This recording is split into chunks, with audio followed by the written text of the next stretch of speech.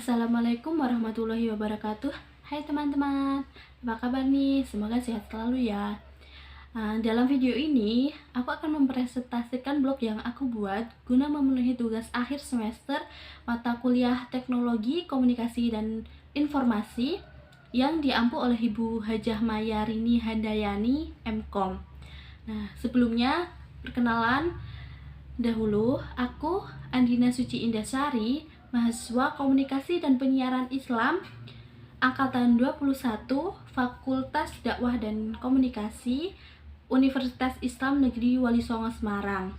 Aku dari kelas KPI A3 dengan nomor induk mahasiswa 210102623. Nah, selanjutnya aku akan memperkenalkan blog aku nih. Nama domain blog aku adalah andinasuciindasari.blogspot.com. Nah, dalam tampilan awal blog aku, di sebelah kanan ada profil aku.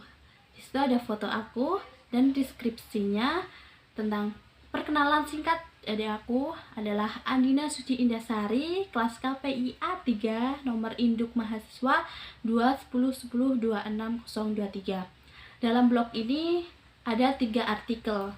Yang pertama tentang matkul favorit kamu selama kuliah di Komunikasi dan Penyiaran Islam. Nah, yang matkul favorit aku adalah Komunikasi Islam.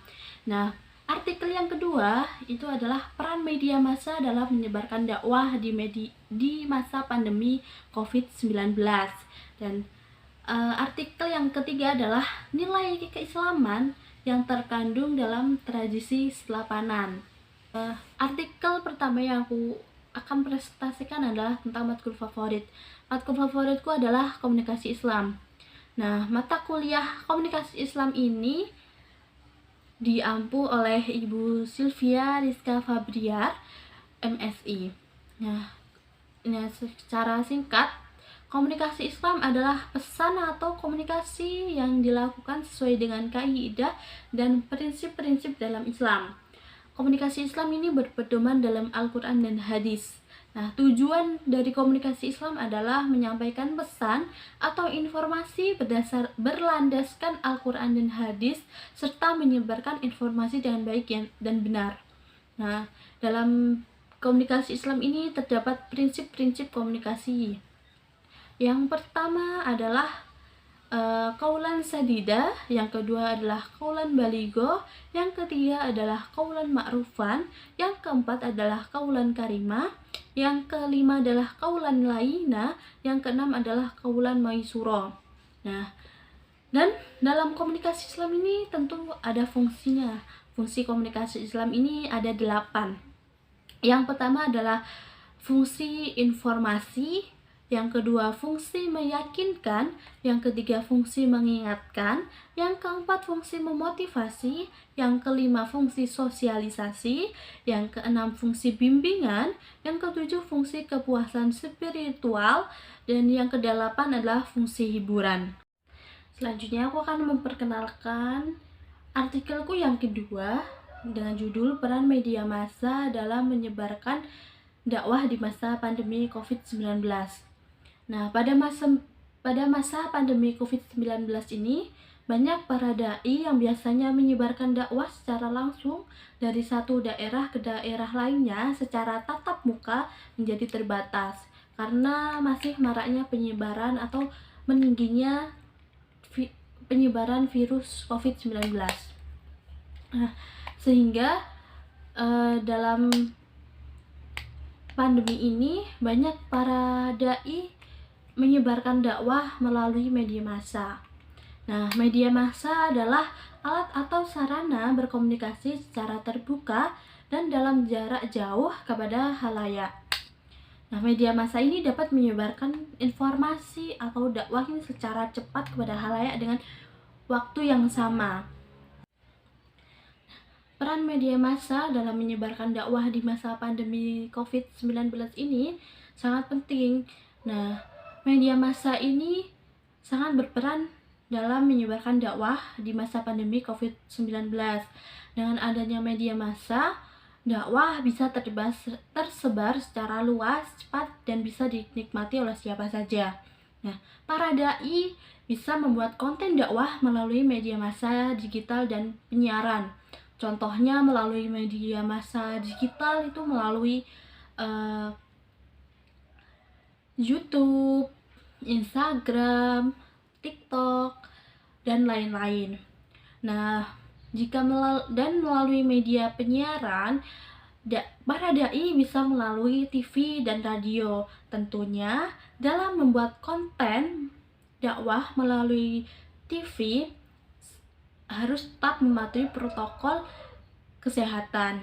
Nah, dengan swab, memakai masker, tidak mengundang para jemaah dan lain-lain. Dan dilakukan dengan beberapa orang saja dalam studio. Dan yang terakhir adalah artikelku yang ketiga dengan judul Nilai Keislaman yang terkandung dalam tradisi selapanan. Selapanan adalah upacara yang dilakukan untuk menyambut kelahiran seorang bayi. Upacara selapanan ini dilakukan ketika bayi berumur 35 hari. Upacara selapan ini dilangsungkan dengan berbagai rangkaian acara seperti banjakan weton, pemotongan rambut, hingga gundul, dan pemotongan kuku bayi. Dalam upacara selapanan ini dibutuhkan berbagai perlengkapan untuk memenuhi upacara.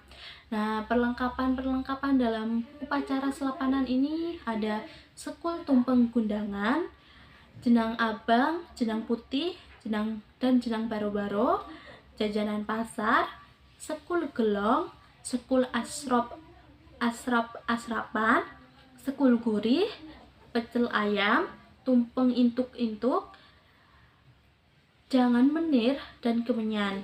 Nah, untuk setelah perlengkapan sudah selesai, upacara selapanan ini terdapat susunan-susunan pelaksanaan. Yang pertama adalah pembukaan, yang biasanya menggunakan bacaan surah Al-Fatihah atau cukup baca basmalah.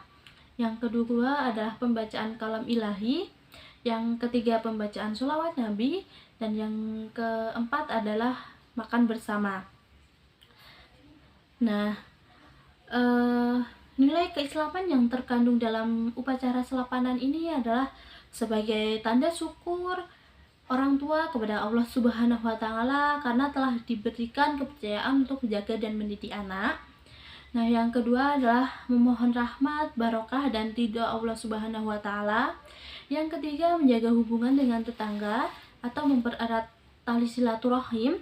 Yang keempat, bentuk syukur atas nikmat dan rezeki yang telah diberikan. Yang kelima adalah menjadi tempat harapan orang tua terhadap anak. Sekian presentasi blog dari saya. Kurang lebihnya saya mohon maaf. Wassalamualaikum warahmatullahi wabarakatuh.